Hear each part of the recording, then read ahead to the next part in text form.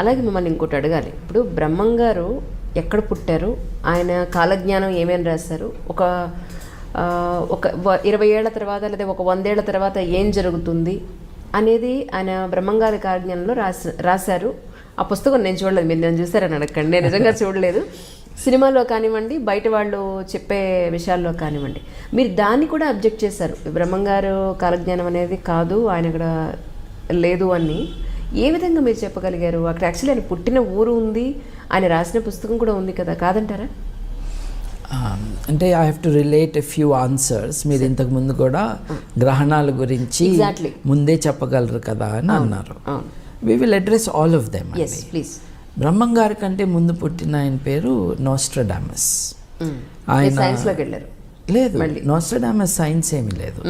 నోస్ట్రాడామస్ అనే ఆయన ఫ్రాన్స్లో పుట్టిన ఒక astrologer who was also a physician, అప్పటి డాక్టర్. Okay okay.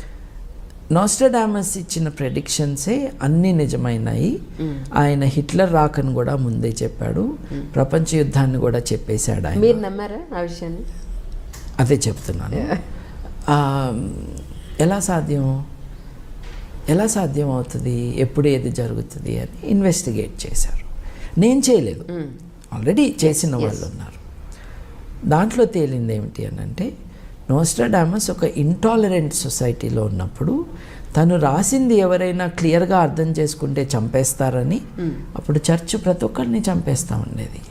ఇప్పుడు ఆఫ్ఘనిస్తాన్లో కూర్చొని కవిత్వం రాస్తా అంటే వాళ్ళు కుదురుతుందా? తాలిబాన్ వాళ్ళు లేపేస్తారు. అట్లాంటి టెరబుల్ కండిషన్స్ ఫ్రాన్స్లో ఉండేవి. క్యాథలిక్ ప్రొటెస్టెంట్ ఐడెంటిటీస్తో ఇబ్బంది. ఈయనేమో ఇంగ్లాండ్లో ఉన్న ప్రొటెస్టెంటిజం వైపు మొగ్గు చూపుతూ ఉండేవాడు నోస్ట్రాడామస్. ఆయన తన కంటెంపరీ ఈవెంట్స్ అన్నీ కూడా అర్థం అయ్యి కాని భాషలో, ఈ కాథ్రా అనే ఫ్రెంచ్లో 4 పాదాల కవిత్వం అది రాస్తూ ఉండేవాడు. దాంట్లో హిస్టర్ అన్న పదాన్ని వాడాడు. హిస్టర్ని పట్టుకుని హిట్లర్ అన్నారు. కానీ హిస్టర్ అన్నది ఒక భౌగోళిక ప్రాంతం. ఏదైనా విషయం జరిగితే ఆయన రాసిన దాంట్లో దీనికి సిమిలారిటీ ఉంటే దాన్ని దీనికి అన్వయించుకోవటం, అడాప్ట్ చేయటం అన్నది చేశారనమాట. ఫైనల్గా తేలింది ఏంటి అని అంటే, కంటెంపరీగా జరుగుతున్న విషయాలు ఇంతకుముందు జరిగిన విషయాల్ని తీసుకొచ్చి దాన్ని ఫ్యూచర్లో మాట్లాడినట్టుగా చెప్పారు అని. ఇది 9/11 గురించి కూడా ఆయన చెప్పాడు. 911 అని ఉంది అని ఆయన రాసిన దాంట్లో చెప్పారు. నిజంగా నోస్ట్రాడామస్ 911 రాశాడు. ఓకే. కానీ 911 అంటే అర్థం ఏంటి? 911 అంటే అర్థం 9th month September 11th date అని కాదండి. 911 ఇయర్ అండి, అంతే. ఓకే. ఆయన క్లియర్గా 911 అని రాస్తే నువ్వు దాన్ని అంతా వేరే అర్థాలు చెప్పటం దేనికి? ఆయన రాసిన ఒకటి అర్థం చేసుకున్నాడు. ద ఇయర్ 911లో Normans, north people will attack అని ఈయన రాశాడు. But they have already attacked కదా, ఈయన 1500లో కదా పుట్టింది. సో పాస్ట్నంతా ఫ్యూచర్గా రాశాడు ఆయన, భయమేసి చంపేస్తారని. Okay okay. సో దీన్ని 9/11గా ఇది అన్వయించారు కదా. యాక్చువల్లీ ఒక Canadian research student, PhD scholar, ఆయన ప్రాఫెసీస్ మీద తన పిహెచ్డి, ఫ్యూచర్ చెప్పటం ఇదంతా దాని మీద పిహెచ్డి అయింది. దాంట్లో తమాషాగా ఈయన తను ఒక ప్రెడిక్షన్ రాశాడు. రాసి నోస్ట్రాడామస్ చెప్పాడు అని రాశాడు. సో 9/11 అటాక్ జరిగినప్పుడు చూడు నోస్ట్రాడామస్ అప్పుడే చెప్పాడు అని అందరు మొదలుపెట్టారు. నేను రాశాను ఆయన పేరుతో అని అతను ఇప్పుడు రివీల్ చేశాడు ఆ ప్రెడిక్షన్ని, సో కాల్ ప్రెడిక్షన్ని. అలాగే డిఫరెంట్ అదర్ వర్డ్స్ బై నోస్ట్రాడామస్ని ప్రతి డిజాస్టర్కి అన్వయించుకోవటానికి ప్రయత్నం చేశారు. ఎటువంటి ప్రయత్నం అంటే, నోస్ట్రాడామస్ అన్నదే నిజమైందని మొదటి ప్రపంచ యుద్ధంలో చెప్పారు. రెండో ప్రపంచ యుద్ధానికి కూడా అదే పట్టుకొచ్చి ఇదిగో చెప్పాడని అన్నారు. ఆ తర్వాత 9/11 అటాక్ కూడా అదే అని చెప్పారు. అంటే కెనేడియన్ది కాకుండా ఇతను రాసిన ఒక డిజాస్టర్ ఇది. ఆకాశం నుండి ఒక జాయింట్ బర్డ్ విల్ కమ్ అని ఏదో ఒకటి ఉందన్నమాట. అంటే విమానాలు జాయింట్ బర్డ్ కాబట్టి అవి వచ్చేసి అటాక్ చేసినాయి అని దాన్ని అన్వయించారు. ఆయన 3 చెప్పాడా, 1 చెప్పాడా, అసలు దీని గురించి చెప్పనే లేదా? ఇటువంటి ప్రశ్నలు లేవు. సో ఇవన్నీ మానవ కల్పితాలే, మన అన్వయించుకోవటం. మీరు బ్రహ్మం గారి గురించి అడిగారు. నేను అనేది ఏంటంటే అంత గొప్ప మనిషిని మహిమలతో కట్టివేయద్దు అని. ఓకే. బ్రహ్మం గారు probably the only social scientist of the day. ఆయనకు ముందు సోషల్ రిఫార్మర్స్ ఉన్నారు. ఇప్పుడు మనం సోషల్ రిఫార్మర్స్ అంటే శంకరాచార్యుల వారు ఆయన ఫిలాసఫర్ అండ్ సోషల్ రిఫార్మర్. ఆయన ముందు కాదు కానీ జీవితాంతంలో చండాలుల్లో కూడా దేవుణ్ణి చూశాడు కదా. తప్పుకో అంటే ఆయన నాలో ఆత్మనా నన్నా తప్పుకోమన్నది, నాలో దేవుణ్ణా అని అడిగేటప్పటికీ ఆయన రియలైజ్ అయ్యాడు అని అన్నారు. సోషల్ రిఫార్మ్లో ఆ మేరకు ఆయన కాంట్రిబ్యూషన్ ఉంది. రామానుజాచార్యుల వారు ఉన్నారు. ఆయన అందరికీ యాక్సెస్ ఉండాలి, డివైన్ మెసేజ్ అని ఆయన చెప్పాడు. These are reformers. But Brahmam గారు even more than a reformer. ఆయన ఆడపిల్లలు రజస్వల కాకముందే పెళ్లి చేసుకోవటం అన్నది తప్పు అని చెప్పాడు. కులాల ఈ డిస్టింక్షన్స్ అన్నవి ఉండకూడదు అన్నాడు. అన్ని మతాల వాళ్ళు కలిసి ఉండొచ్చు అని చెప్పాడు. So that is the reform aspect of him. But for me, the fascinating aspect of Brahman Garu is not simply, though it is very important, not simply social reform, but as a social scientist. Okay. ఈ developments ముందుకు వెళ్తే ఇంకా ఎటువంటి సమాజం వస్తుంది అని ఆయన imagine చేశాడు. ఇప్పుడు డచ్ కంపెనీ అని ఉంది. మనం దేన్నైతే ఈస్ట్ ఇండియా కంపెనీ అంటామో, ఈ డచ్ కంపెనీ అన్నది పులికాట్ లేక్ దగ్గర వాళ్ళ హెడ్ క్వార్టర్స్. అక్కడికి ఈయన కడప 250 కిలోమీటర్లు. ఇది చెన్నైకి దగ్గరలో ఉంటుంది. డచ్ వాళ్ళు they already went to Indonesia. వాళ్ళు 1600 సంవత్సరం 1602 నుండి 1605 వరకు వాళ్ళ ఈస్ట్ ఇండియా కంపెనీ వాళ్ళు పెట్టుకున్నారు డచ్ వాళ్ళు. ఇంగ్లీష్ వాళ్ళు 1600 సంవత్సరంలో రాణిగారి దగ్గర నుంచి ఎలిజబెత్ I నుంచి వాళ్ళ కంపెనీకి స్టాంప్ వేయించుకున్నారు. అంటే 1600 సంవత్సరంలోనే తెల్లవాళ్ళు మన దేశానికి రావటమే కాకుండా ఇక్కడ వ్యాపారం చేయటానికి, పెద్ద ఎత్తున వ్యాపారం చేయటానికి ఒక కంపెనీ పెట్టుకుని దాంట్లో పార్ట్నర్షిప్గా షేర్ హోల్డర్స్గా తెల్లవాళ్ళు బ్రిటిష్ వాళ్ళని చాలామందిని చేర్పించడం కూడా మనకు చరిత్ర చెప్తుంది. బ్రహ్మం గారు 1608లో పుట్టారు అన్నది జనరల్గా యాక్సెప్టెడ్ థింగ్. ఇటీవల ఒక టీవీ ఛానల్ డిస్కషన్లో కూడా బ్రహ్మం గారి తరపున మాట్లాడటానికి వచ్చిన వాళ్ళని అడిగాను, మీరు ఒప్పుకుంటారా 1608 అంటే 5, 6, 1608 ఒక 2-3 ఏళ్ళు అటు ఇటుగా పీపుల్ జనరలీ బిలీవ్ 1600 సంవత్సరంలో బ్రహ్మం గారు పుట్టారు, ఆ సెంచరీ ఎండ్ అయ్యే లోపలే ఆయన చనిపోయారు అని. ఇంతవరకు seems to be an accepted thing about Brahmam గారు. ఈ దేశానికి తెల్లవాళ్ళు వస్తారు అని వాళ్ళు ఆల్రెడీ వచ్చాక కదా చెప్పినట్టు. మరి 1600లో వాళ్ళు కంపెనీయే పెట్టింది. ఈయన 1608లో పుడితే ఈ ఆలోచన రావడానికి ఇంకో 15-20 ఏళ్ళు అయితే అప్పటికే తెల్లవాళ్ళు కంపెనీ ఆరంభం చేసి 30 ఏళ్ళు అయిపోయింది. ఆల్రెడీ జరుగుతూ ఉన్నదాన్ని లేదా జరిగిపోయిందని కొంచెం ఇన్ అడ్వాన్స్గా ముందు ఏం జరగచ్చు అనేది ప్రిడిక్షన్ చేసి చెప్పుండొచ్చు. అది ప్రెడిక్షన్ అని అనకూడదు, projection in to the future of current development. అది ఎంత గొప్ప ఎబిలిటీ అండి. అలాగే వీళ్ళు డచ్ వాళ్ళు ఇండోనేషియాని చాలా, డచ్ వాళ్ళు ఇంగ్లీష్ వాళ్ళకంటే చాలా ఘోరంగా డచ్ కొలోనియలిజం నడిచింది. ఇండోనేషియాని నాశనం చేశారు డచ్ వాళ్ళు. ఇండోనేషియన్ ట్రెడిషన్స్ని, కల్చర్ని కూడా స్టడీ చేశారు. ఎట్లా అయితే ఇండియన్ ట్రెడిషన్స్ కల్చర్ని ఫ్రెంచ్ వాళ్ళు, ఇంగ్లీష్ వాళ్ళు ఇద్దరూ చేశారు, అట్లాగే ది డచ్ స్టడీడ్ ఇండోనేషియా. ఇండోనేషియాలో మనకి తోలుబొమ్మలాట ఎట్లాగో నీడలతో కథలు చెప్పటం అన్నది వాళ్ళకు ఒక విద్య, వాళ్ళ కళ అది. సో రామాయణం కూడా నీడలతో చెప్తారు అక్కడ. అటువంటి విద్య వాళ్ళది. తెర మీద నీడలు. బ్రహ్మంగారు అదే కదా చెప్పింది.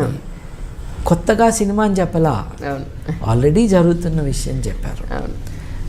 అలాగే గ్రంథి అనే ఆయన వస్తారు, ఆయనే గాంధీ అన్నారు. ఏమో నిజంగా గ్రంథి అనే ఆయన వస్తాడేమో ముందు. గ్రంథి గాంధీ ఒకటి కాదుగా. But I don't think it is possible. It is not possible to divine the future. Science ప్రకారం కానీ ఇంకే విధంగా కానీ it is not possible to divine the future in this way. You can anticipate. ఒక ఫ్యూచరాలజిస్ట్గా టెక్నాలజీ ఇట్లా develop అవుతుంది, మీరు cinema హాల్కి వెళ్ళి సినిమా చూడక్కర్లేదు, సినిమానే మీ ఇంటికి వస్తుందని చెప్పచ్చు. టెక్నాలజీ వాట్ నెక్స్ట్ అనేది మనం ఆలోచిస్తాం. Absolutely. And that is social science. ఆ ఆస్పెక్ట్లో బ్రహ్మం గారు is unparalleled in his ability to think and to create a human approach to all this. ఆడపిల్లలు ఎప్పుడు పెళ్లి చేసుకోవాలి దగ్గర నుంచి ఎవరెవరిని పెళ్లి చేసుకోవాలి దాకా, కులాలు అడ్డం రాకూడదంటము, మతం అడ్డం రాకూడదంటము, ఇవన్నీ గొప్ప విషయాలే కదా. అట్లాగే వితంతువులు కూడా రాజ్యాలు వెళ్తారు అని చెప్పటము.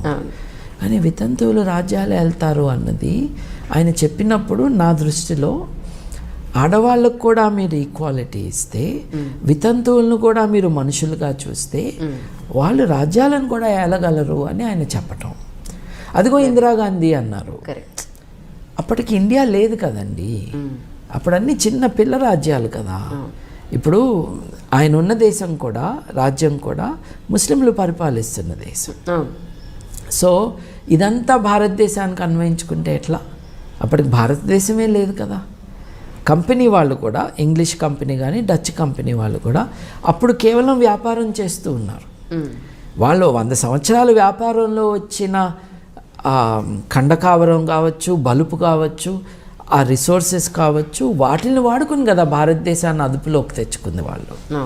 So when he was alive and saying these things, they were not our rulers, there was no India. సామ్రాజ్యాలు ఉండే అంతే. So basically this is about అంటే నాట్ డైరెక్ట్లీ రిలేటెడ్. ఈ డెస్టినీ అనేది, జాతకం అనేది బేసిక్లీ అది. సో జాతకం అసలు ఎక్కడైనా ఏ కోణంలో కూడా పనిచేయదని బలంగా నమ్ముతారు మీరు, అంటే ఖండిస్తారు మీరు జాతకాలను, అంతేనా? I think the ridiculous. అంటే నా పాయింట్ ఏంటంటే, ఇప్పుడు ఒక అస్ట్రాలజర్ కానీ ఒక ఎవరైనా అంటే whatever they are called, వాళ్ళు ఎంతవరకు నీకు ఇలాంటి గండం వస్తుంది, లేకపోతే ఇది అవుతుంది, లేకపోతే ఎలక్షన్ గురించో లేకపోతే ఇలాంటివి చెప్తారు. కానీ greatest catastrophes in history of mankind ఒక జాతి చెప్పలేదు. 9/11 వరల్డ్ ట్రేడ్ సెంటర్ అటాక్ ఒకటి చెప్పలేదు, సునామీ గురించి ఎవడు చెప్పలేదు, బిగ్గెస్ట్ ఎర్త్క్వేక్ గురించి ఎవడు చెప్పలేదు. అంతంత కెలామిటిషియస్ థింగ్స్ని మీరు ప్రెడిక్ట్ చేయలేరు. మీకు గండం ఉంది, లేకపోతే ఇది అవుతుంది, మీ అది చెప్పారు కదా. బ్రహ్మం గారు ఎప్పుడో చెప్పారని వీడు చెప్తాడు.